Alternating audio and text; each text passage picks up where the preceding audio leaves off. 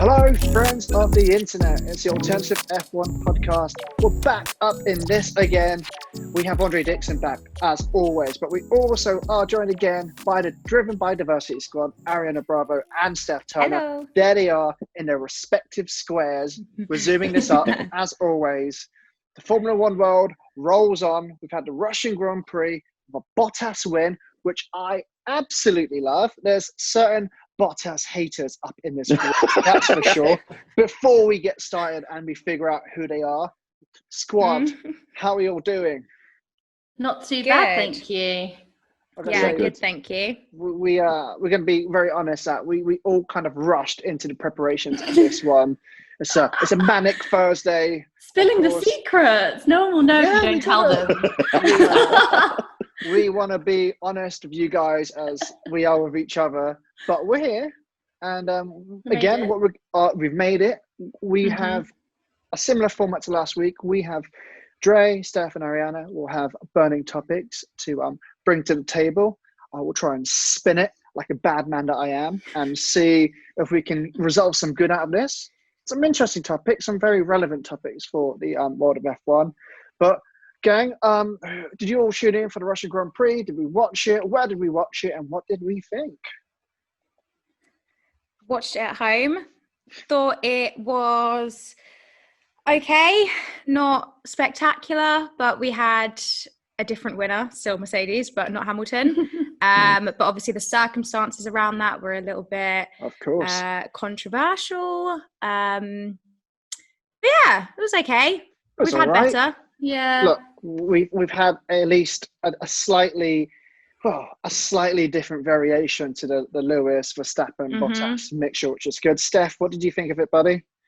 So it started off very good with qualifying, going back to that, and I was getting very excited because my premonitions were kind of coming true, and I was thinking, what the hell is going on? Danny Rick was pretty much Danny Rick, I felt almost had like a second chance, maybe getting close to that Cyril tattoo. Yeah. But not quite. It wasn't to be, and then I just made myself look stupid in the race, really. But I mean, it started off quite exciting, especially with all the penalties, and you never know what's going to go on into turn 2, especially at that track. And we saw it happen. But yeah, then it just turned into a bit of a snooze fest and wake me up at lap 50. But that's just the Russian Grand Prix. It certainly did, and I think we've been spoilt as F1 fans. We've had some interesting races, of course. We had red flags galore, but at least this time, minus and obviously Pierre recently winning at Monza, we had a different winner. You must be over the moon, Dre, that we had Bottas as a winner. I knew you'd shout me out. He is not the most interesting person. Lovely guy, really nice, humble guy. You could not probably meet a nicer guy. I haven't met him yet. One day I will, and I'll give him a nice, distanced hug. Yeah, COVID friendly. Don't touch him. Exactly. Well, I'll do it from here. But it is boring, and then he does only win by default. So unfortunately, Lewis, lost because of silly decisions by the team to let him do that practice start. But it's nice for the Mercedes team to be able to keep on winning, and it's good for I suppose Bottas's morale. But all that stuff at the end, that big talk, you only won by default. So this is it. I very much enjoyed the throwback to the Bottas 2.0, to whom it may concern. The rest, I feel like it was like me. Yeah, he's laughing at Dre. Yeah, but look, it's was it for you guys? Do you feel like there was any kind of star performers in that race? Anyone that stood out for us outside of the usual top 3? Perez did good, and obviously he has a point to prove now. He's trying to get himself a seat, and I think he put in a strong performance, so we'll see what happens. He said that there are talks going on about his future, so maybe if he continues with performances like that, we'll see him on the grid next year as well. Absolutely. And there's some exciting news. I think that one key bit of exciting news that I kind of skimmed over is that we touched upon F2 racers last week, but we've actually got a couple of guys coming up in the next few sessions. Callum Ilot's coming up, Mick Schumacher in Alpha. Am I missing anyone else? Is it just those two? And Schwartzman as well, of course. So we happy with this, gang? Are we excited and enthused that we are getting some more young talent? Or is it good races being put into some dud cars?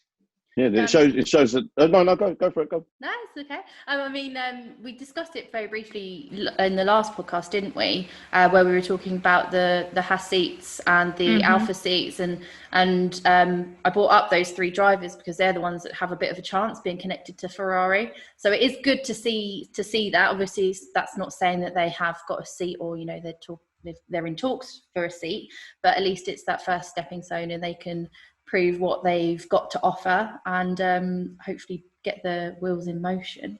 But who knows where that will lead? Who knows? And I certainly feel like maybe if there was an obvious one, or one that interests me at least, of course, we're all, as we build up to in over a week's time, the German Grand Prix, of course, having Mick Schumacher, having a Schumacher name in F1 is always a very comforting thing.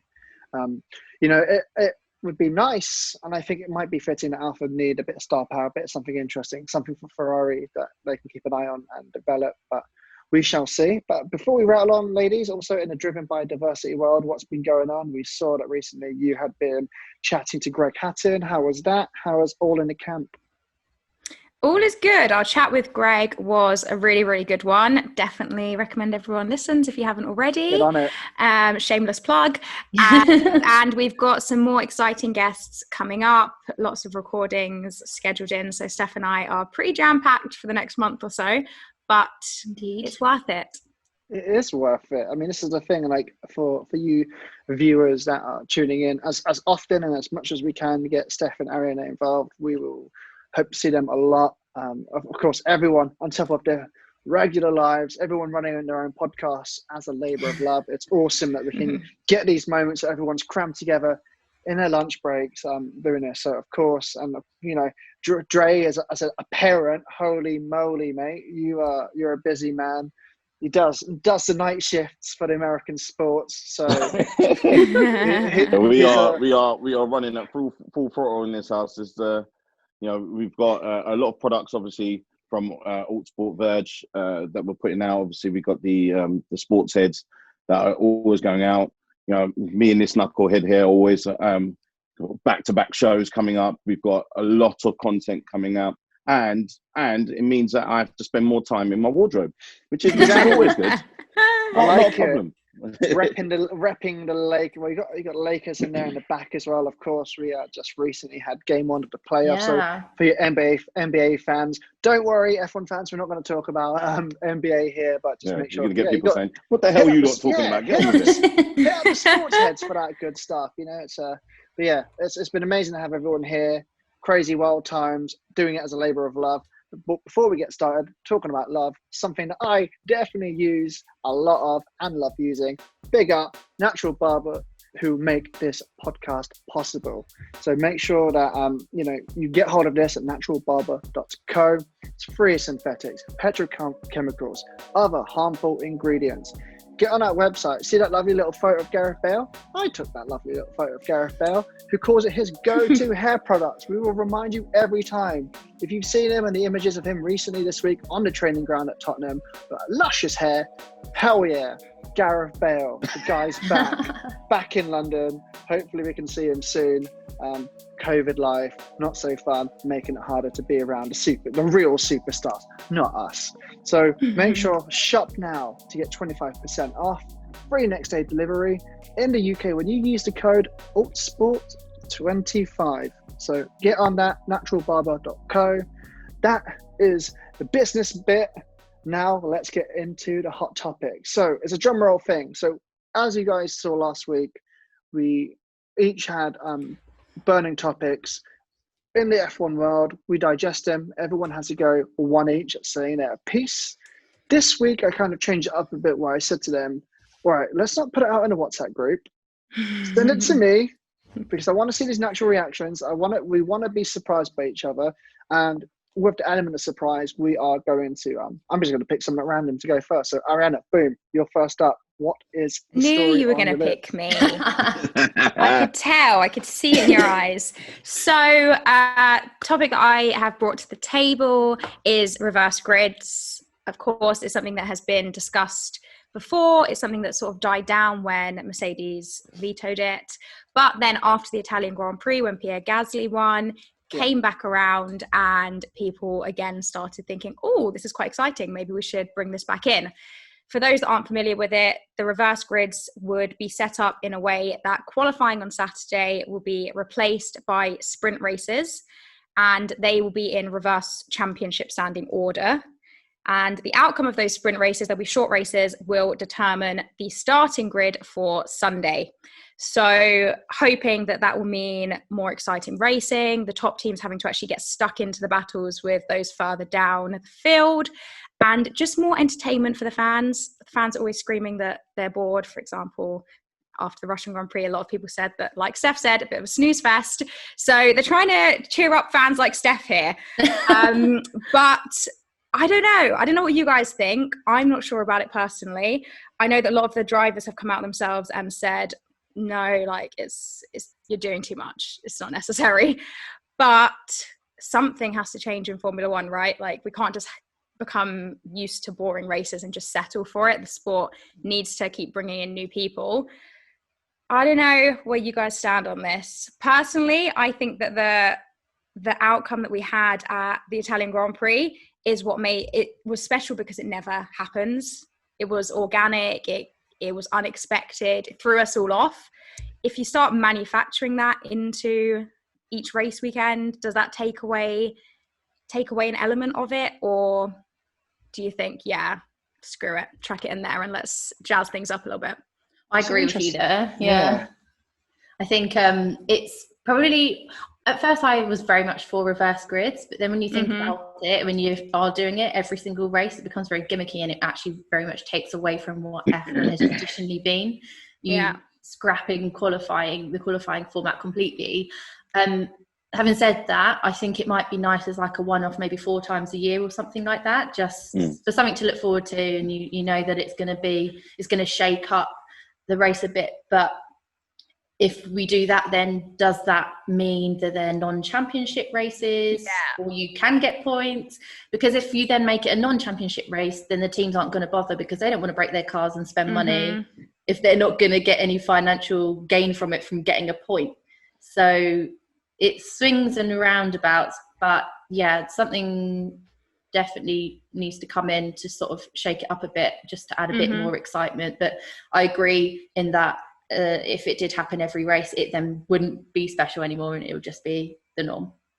Well, I think what's interesting here is, like, you know, for me and Dre, as football fans in this world, of course, you do have alternative tournaments within our sport. You know, if you're a Premier League fan, you have the FA Cup, League Cup, Champions League, or some of the lower teams, Europa League, which seems as a burden, and some have none at all. So I think it's something that maybe if there's a way to incentivize that, this kind of method, this format, I think, of course, like, I'd like to see it. It's nice to see something different. I think as a consequence of the 2021 rules, of course, with that being delayed and all that, thanks COVID, big up. So we're missing out on seeing that level playing field. But I think that's an interesting point. Dre, what do you reckon, buddy? Yeah, I definitely am all for it, because you know, again, it's about actually keeping the sport alive, attracting new people, you know, making it exciting. There's no point everyone every year moaning about, you know, some tracks being completely dull and then not doing anything about it. So let's actually have some things that actually you can look forward to. You know, more as long as obviously everyone's okay, but you want more collisions, you want more delay, you know, you want more flags, all these types of things you need. Wipe the cars out. Safe ones, wipe the cars out, bumper cars everywhere. But what you do need, you know, things that make the sport exciting, and also it's, you know, some of these drivers that are so-called the best drivers, it's not just about getting the fastest lap time and you just having this procession at the front. We want to see Lewis, Max, people like that actually, you know, going past people, you know, showing their skill. I love to see Hamilton, you know, especially when he's pissed and angry, you know, going past like 7 cars to be able to, you know, that was more interesting than you know, just watching someone just win. You know, him just going from where he was with the penalties, going all the way up to third. Like, that is exciting to me. So yeah, I'm definitely all for it. You know, all change, all new stuff, all good. Well, that was the exciting thing, wasn't it? When you do see Lewis rampaging from the back, and the Max Verstappens and whatnot that have had these moments within the F1 calendar. It's quite exciting to see, but it's also you look at it and go, oh wow, these cars are in a league beyond the rest of the grid, which is, I think, makes the next 2-year period fascinating. Now, I think, look, we just want to see fun race. I think as much as it is a sport, there's a whole deal of entertainment that comes with this kind of world. So, I'm all for it. Where do we start, though? If we were to pick a circuit to do it, which would be great for us, where do we even start? What would... I don't even know what would be fitting. It's a tricky one. That's a tricky one. And I think that it would take a lot of conversation to get the teams to all agree at what track that would be. I don't know how you would determine that, because every team would have a different view, and as we know, Mercedes aren't keen on it anyway, so I don't know whether we'll even see the idea happen. But if they're not keen on it, then Ferrari will be, because exactly. This is the type of thing. I think that it's also about actually giving the smaller teams a chance to be able to actually win points. You need that. Like, you can't have people like Alfa Romeo just there for the numbers. Like, they've got to have a chance with some of especially when they get new drivers in, to be able to have their drivers introduce themselves through different situations happening through the race, up further up the grid, because then we get to know more drivers. I mean, it's a valid point. I think with what we kind of touched upon last week, Christian Horner is a bit more open-minded with these kind of experiments. I think if we were at least to do something, let's try at least one. Let's find the spectacles. Pick a city where there's going to be a lot of. It's hard. Do you pick a city with a lot of bars and then you feel like you're wasting a race? Is there something that you could put into do a double header some way, somehow? Good thing that all we have to do is talk about it and not have to figure this out, because I don't think we'd get very far. I think would be useless. It would be interesting to see. I think a sport has to take all kinds of unusual risks to evolve. What could happen? Who knows? But look, we'll wait and see. I think it'd be nice to see at least one race experimented on, and then at least they can turn around and say, yeah, I'd like to see that. I think that's the only logical thing, right? There's no harm in trying. Look, is it worse than running in car, getting some really useful data, than having a really average race and crashing off? I would like to think, as if I was a team leader and I had a team, that would be the way to go. But I don't think it's going to happen. Let's put it out there. We just talked ourselves out of it. I was about to say round table. You guys were talking yourselves into it, but I don't think it's going to happen, because Mercedes will veto it. Yeah. And I also think that we have the 2022 regs coming in, and that will hopefully level the playing field a bit more. I feel like, as disappointing it is, we might have to just hold out for that until we actually see some changes. I can't see Mercedes risking chucking in an experimental race when Hamilton is on the brink of his 7th championship title. Yeah, I don't think it's going to happen. That brings up a few more points, though, like in terms of the vetoing. Are they getting rid of the veto, or did I just make that up? Yeah, it's going to be majority. Yeah, I was going to say, because that definitely needs to happen, because veto's just silly, because obviously if it's not going to benefit a team, they're going to veto it. So what's the point of even voting in the first place? And then the other thing I was going to mention is potentially cutting down on the Friday practices, because that will shake things up a bit. And we're going to see it in Imola, which will be interesting. Yeah, of course. Yes, that's a good point, actually. That will be interesting. Yeah. So looking forward to seeing how that pans out, and if that does shake up things, who knows? Who knows? Well, it's certainly something we need to obviously stay tuned for. I'd be all for it, of course. Let's see. There's bigger fish to fry, of course, with these new rule changes, and I guess spoiler alert for the next few races, it's probably going to be Hamilton, Verstappen, Bottas. You can mix 2 and 3 up however you like, but that's most likely how it's going to be until we get reverse grids, all these rule changes, or something very dramatic happen. Lewis to Haas, I don't know. We can mix it up. Imagine that. It would be a madness. It'd be like charity. So moving on, Steph, what has been troubling you this week?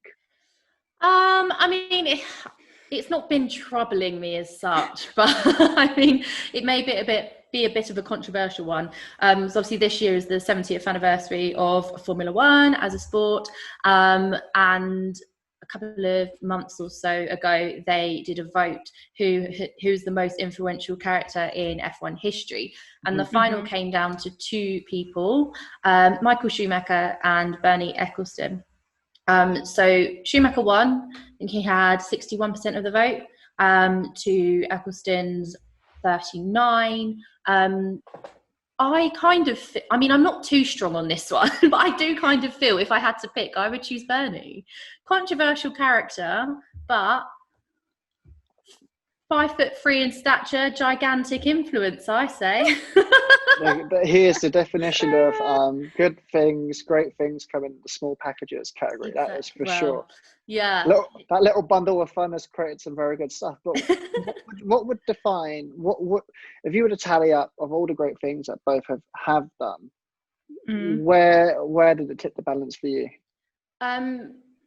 It tips the balance for me in that without Bernie, there would be no F1 as we know it. So therefore, there would be no Michael Schumacher as we know him. So not only, obviously, Bernie bringing and transforming F1 from this minority racing series into, this massive international global sport, multi-million-dollar sport. I think it's only outstripped by the Olympics and the World Cup. He's brought the sport onto the global commercial stage and made it what it is today. And not only that, let's not forget, he also bought Brabham and won 2 world championships with that team. So he's done a lot with Brabham as well. He bought in turbo engines, and that was a bit of a historic first as well. And he also gave the first black driver not a seat but a test in Willie T Ribs. So he's done a few things, but the main thing for me, obviously, is bringing F1 to the global stage. And I like that. And I think this is an easy thing. I think of any sport in general, it's very easy to forget about history. And I always get quite worried about polls where you give the public the complete freedom to be like, okay, say like, who's your driver of the day? And sometimes it's just pretty much who you like. You can almost say almost something too soon. And I think that's it's a true thing. It's like, look, without Bernie's had a very, very, very significant impact on the sport. Michael Schumacher probably is one of the bigger, brighter, glowing stars amongst many others that have made it watchable. And I think, of course, that maybe is where you could look at an audience thing and say, like, who are the people that have been watching F1 recently, have seen the transition of Bernie, like, on his way out? Like, for myself, of course, like, it'd be very easy for me to say, Michael Schumacher. I would probably go Michael Schumacher.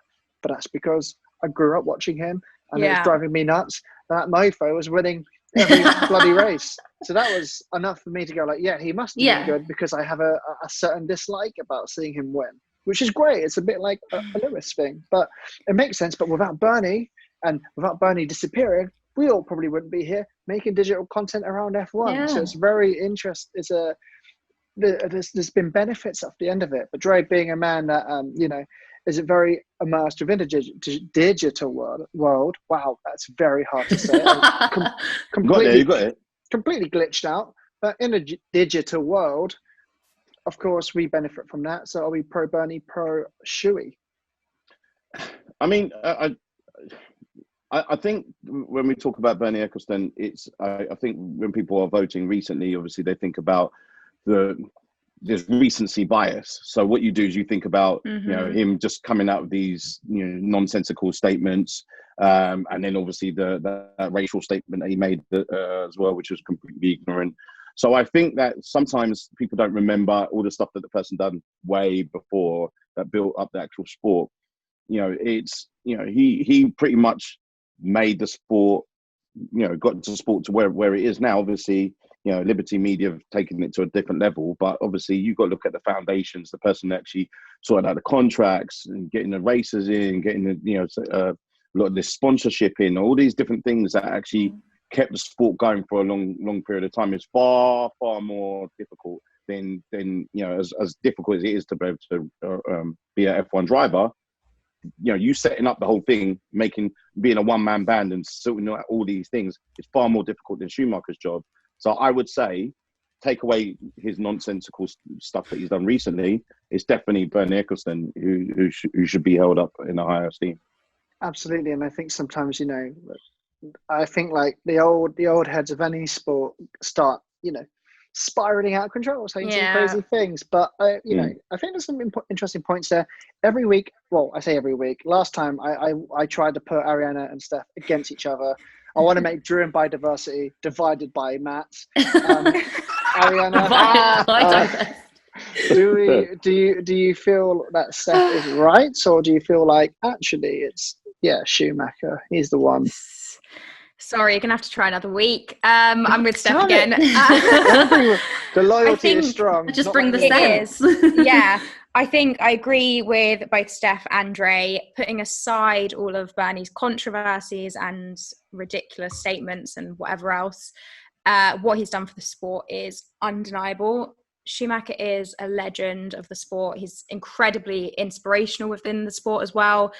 And we're not at all taking away from everything he's achieved. But in terms of for Formula One and to get it to where it is now, I think we've got to give props to Bernie. So I'm with Steph. Thanks, guys. But it's a tough one because, as you said, Ariana, like you can't take it away from Schumacher what he did for the sport, like on his own, and he was the architect of his own success. Coming into Ferrari, bringing the guys with him that made Ferrari sort of transform from, I guess, this glamorous, underachieving team to what it is known. Well, I mean, not this year, but what it got. It's traditionally known as, But having said all of that, I think Ecclestone just pips him, taking away obviously the controversies, as you said. We have to think about what he did, not the silly things he does as a person that might.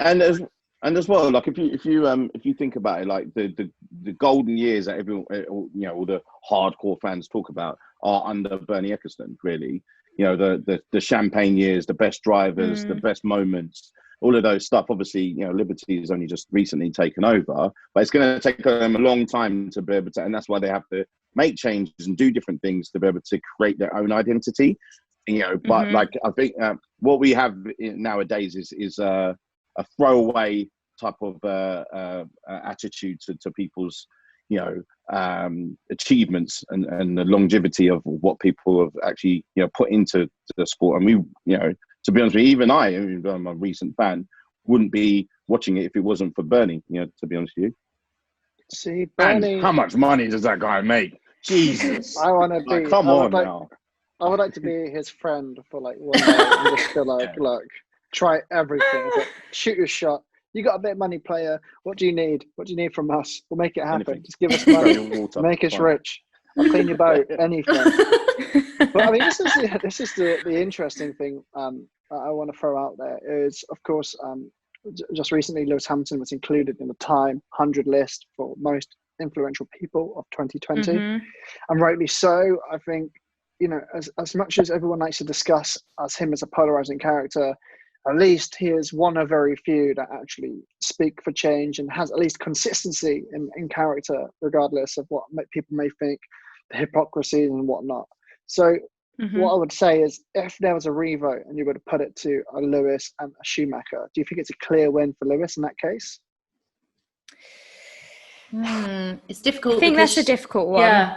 I think that Hamilton has really transcended the sport.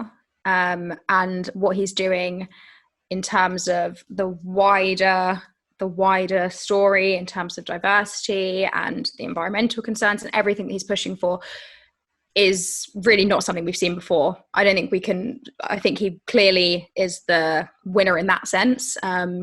He's going to go down in history for that aspect as well, and that will be part of his legacy. But I don't know, man. Not quite. I feel like his story's not done yet. Yeah, I feel like we need to let him run his course fully and then look back and compare. We're still on the brink at the moment. We don't know where he's going to end up, how many titles. And But and it's right yeah, recency, sorry. and I'm gonna say recency bias that you've said, Dre. Like, do you think where would you see the Lewis Schumacher in the F1 influence at this stage? Well, I think if you're looking at it, I think we automatically think about the hardcore fans and what they would think. Hardcore fans are always going to go with Schumacher no matter what. But I think agree. that if you're looking at the wider scope of the person who's actually since 2008 really kept that actual sport in the main, in the limelight, I think it would be nearly dead without Lewis. Yeah. We all wouldn't be watching it, that's for sure. And I think that to be able to cross cultures where let's say if you're speaking about Ronaldo and Messi, everyone from any sport know that, even if you don't watch football, but if you're asking a person who doesn't watch F1 who if they can name one driver, it will be Lewis Hamilton. Absolutely. So that's why I think that he should get his dues. Obviously when you're successful at the time, I'm very sure it was the same when Schumacher was in his heyday, winning every race. I think he probably is getting like the eye rolls and hate and all those things. You never celebrate people until they finish, until they've gone from the actual sport. So therefore, I think in a few years' time, then I think that's a different conversation you're going to be having, because people will be able to have a more of a balanced view rather than he's only winning because he's in the Mercedes in the fastest car. Say the same thing for Schumacher then. Same type of thing. I'm going to get all that hate now from these. No, that's it. Fine. Fans. Embrace it. All the exactly, WTF1ers, they're going to come at me now. They're going to come at you. They're going to be all over you with their stats and their information and all the knowledge that they harvest. But for them, and I think, compelling. I think it's nice. We've kind of almost made it like a triple threat for Bernie, Schumacher, Lewis pit fight. Be interesting to see who wins that one. Definitely not Bernie. He wouldn't survive that. But anyways, moving on, Dre, your topic, good sir. Well, actually, it's a good segue for what I was going to be speaking about myself. Obviously, Lewis Hamilton has been the trailblazer, most important person over the last few years to be able to get new people in the sport. But I would argue now that torch has been passed over to Lando Norris, because he, to me now, is the most important person here for the future of F1. Now, if you look at very spicy. If you look at everything that he's done during the pandemic, he single-handedly, kept the sport alive through his, obviously in gaming. He's got a new crowd involved, because there's a lot of people that, will play the games on EA Sports or PlayStation, Xbox, but won't actually watch the races. I think what he's done is he's brought a new fandom to the actual sport. He's one of the most interesting people you can actually have a conversation with. He's the one, if not the funniest person in the sport. If you look at social media, who's better than him on there? I know Lewis tries, but he's not in his league. And I just think but for people that are just getting into the sport again, you're not going to be looking at Lewis like, Lewis is an amazing guy. Definitely, salute everything he's doing for all types of movements and for minorities and getting into the sport. Oh, son, very political that statement there, minorities. But I think that if you're looking at Lando's a person who brings the fun, energy, excitement into the sport, and also not that he's just like some joke.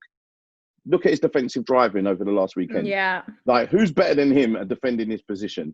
When his wheels are literally his tires almost going to fall off.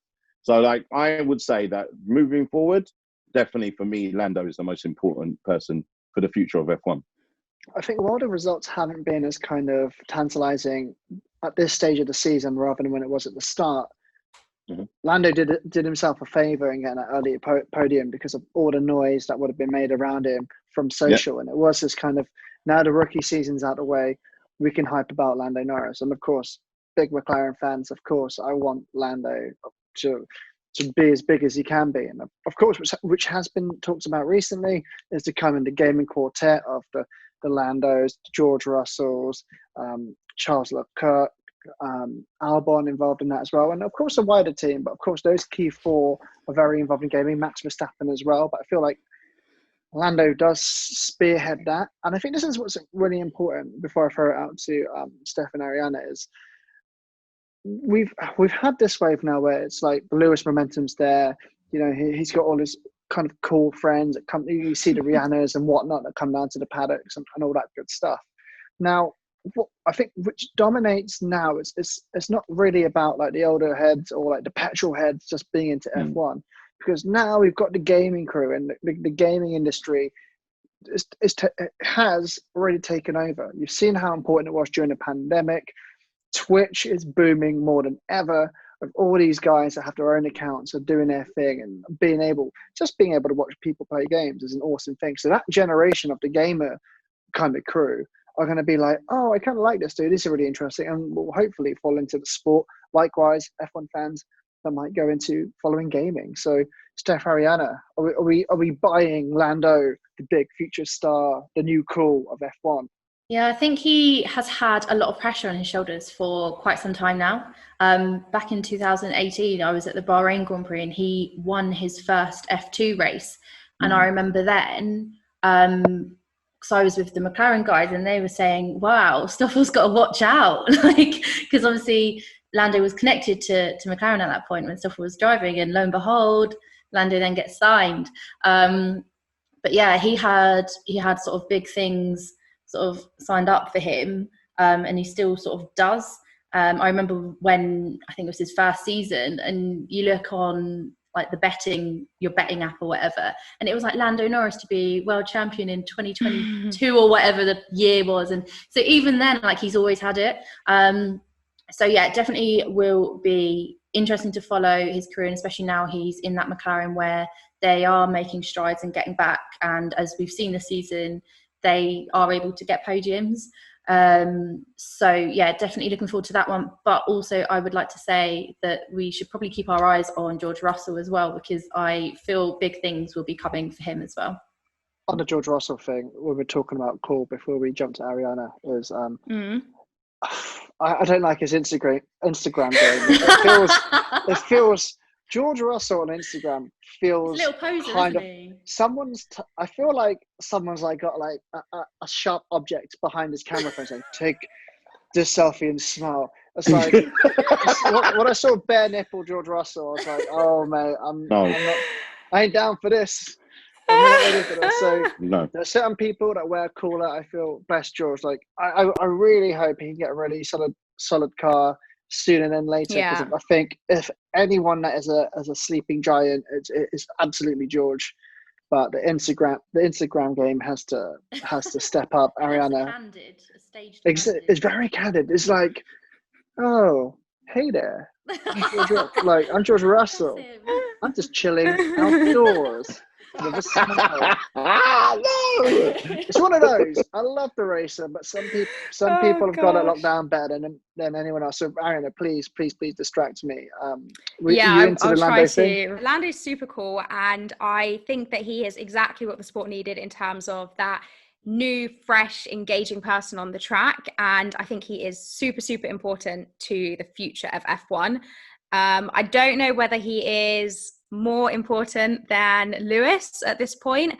I think he's I think he's definitely getting there, and we're not going to have Lewis forever. He's going to retire eventually, and we are going to need someone else that can bring in that new fan base. Obviously Lewis has done a really good job of tapping into like American culture and the celebrity side, but Lando's doing a really good job of tapping into the gaming side, and he's fun, and aside from that, he is an amazing driver as well. He's doing really good driving on track. So keep an eye on him both on and off the track. I think he's definitely one to watch, and other drivers should also take note a little bit in terms of how to bring in the fan base, because that's what F1 needs. We need all the people we can get. But this is a lockdown crew. People that like to stay inside will love this moment because they get to play all their games. I loved it because I was on the PS4 just living my wildest dreams. So I think big up Lando in that case. One thing that always interests me with what could be next with Lando, because of course I love seeing a Brit in a British-based team, but where's the natural fit for Lando Norris in the future if he was to move on from McLaren? Mercedes. Who are you kicking out, Dre? You know who I'm kicking out. Yeah. Sounded like a bit of a vendetta here. George Russell's at the front of that queue. I feel like if there's anyone in the lower grade, of course George is at the front of that queue. But I mean, could we do a George Lando McLaren? We could have. If we're looking like in the future, then definitely I would be pushing for that, because if you just look at it, if you're a team boss, like, your team owner, you're going to want someone who's actually going to attract fandom to your team. People buying your gear, supporting your team, like all of these types of things. So I think if you're looking at, maybe not right at this moment, I think definitely during the pandemic, he was the only saviour, of F1. Him and probably a bit of Charles Leclerc with his girlfriend being locked out of the apartment. That was quite entertaining. But like, we've got to definitely start looking into the future. All people who run any businesses and things like that, you always have to, be looking a little bit ahead down the line. And I think that with Lando, what he does with his personality, take away the game inside, he's the most interesting person. He's, I think they use his clips on F1 when there's practices, like when you're singing this Friday, all of those things that he does. It's the most entertaining person. So, and he's a really, really good driver. So if I was Mercedes, I'll be looking at him for the future. Thanks, Drake. Sorry, McLaren, I'm not saying that now. That song is now going to get stuck in my head since you've brought that back up. So thank you very much. But actually, having had a thought to think about it, what if he just stays at McLaren? Because McLaren, if they're continuing on the trajectory that they're on now, and they become one of the, the top 3, the top 2 teams that they want to be, back where they were when Lewis first joined them, then he doesn't need to move. Agreed. And I think I was listening to the F1 Beyond the Grid podcast with Zach Brown, and I really like the guy. And I feel like if you want a good leader to work with, then I think Zach is a great person to be under and enjoy that relationship. UK based, why the hell not? And of course, all to be seen with Lando. It's exciting times.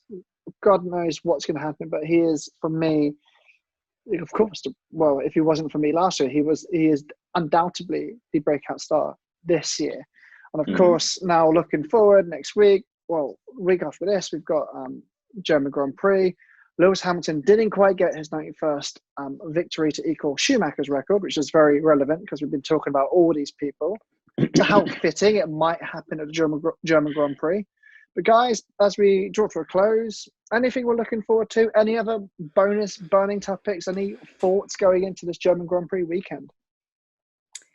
Ooh. I'm kind of looking forward to it because... kind of. Because I feel like the weather might play a part, hopefully. Well, that's what I'm looking for. Hopefully a bit of rain, but it's definitely going to be colder temperatures anyway to what we have been seeing so far. So that will shake things up a bit. And also if Lewis does get his 91st victory, it will be perfect because it's Mercedes' home race. So absolutely. Yeah, I agree. I think it will actually be really, really fitting if he does get it there. I think it'll be quite a special moment for the team and just the sport. So let's see. But I feel like whenever we talk it up like this, it never happens. So yeah, true. But also we've got Mick Schumacher as well. We all know it will happen. Yeah, definitely. All right, there you go, jinxing things. You see, I believe in you, Lewis. You believe in it? Everyone else doesn't. I believe in you.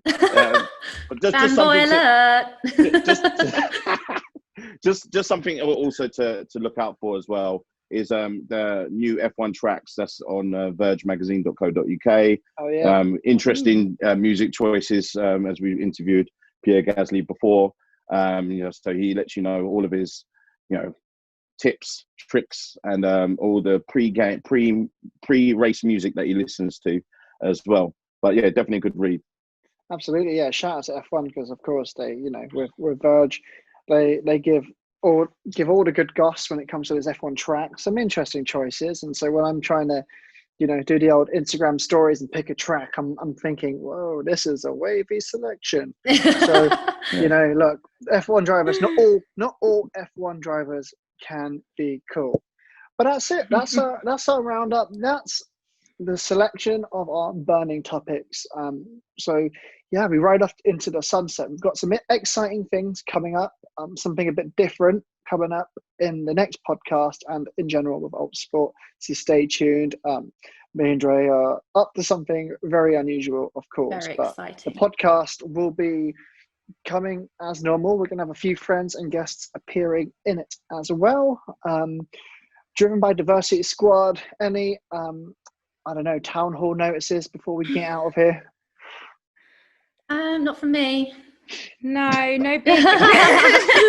just uninterested. Just stay. Apart from listen to our podcast, please. That's it, exactly. Listen, that's kind of what I was just listen out for the nothing's happening in my life. Oh God! Just listen out for the podcast. I'm trying to save it, guys. That's a layup. Tuesday is our next release, guys. Make sure you subscribe, review it, and despite Steph's lack of enthusiasm, it's well worth a listen. Exactly. We are Driven by Diversity on Instagram. You got to get on that and give them a follow. They're a professional bunch, I promise. It's, we try to. That's what we try to do here. We try to, give you the unexpected, and of course, Andre, big man, Verge man. That's it. I don't know who carries who in this situation, but Dre, big man. Give us the goods. Where can we find the things that are dear to your heart? I'll start off with at Liverpool or at LFC. Go follow them because Dre loves him. Big up. Don't get me started. Lots of stuff that we're actually doing. Obviously, as Matt was alluding before, that we've got some huge things we're going to be doing over the next few weeks. Lots of different places we're going to be doing. Yeah, I'll give it away. Yeah. I was just giving a wave. Subtle. You won't see me looking so cool with what we're going to be doing next, but we've got a few things coming up, but obviously check out for all of our new obviously written content as well on Formula One. Check out vergemagazine.co.uk, and then obviously all of our video content and all these other lovely things that we do. I'm not going to mess it up this time. That you could check out on Altsport, our Instagram. Please, like our and join and follow our page, and then obviously our YouTube channel as well, growing as normal. Hells yeah! And of course, this weekend there isn't a race, and if hopefully if you've made it to the end of this podcast, go watch a Twitch stream. Go watch someone race online. Support that. Watch our old videos. You're more than welcome to. Watch our old videos. You got some absolute legends up in there. So take a little look. And of course, we will be back with build up to the German Grand Prix. So thank you all so much, Dre, Ariana, Steph. Awesome. We are all F1. Definitely check out Driven by Diversity. Despise what they think of it. I like it. I like them. It's a good place to be. Some awesome content. Some great interviews. Some stuff I've loved, of course, there's some fascinating stuff with Nick Hamilton. And if you want to throw back and you've got nothing to look at this weekend, this is all F1. Check out Verge, check out Driven by Diversity, and we shall see you race lovers soon.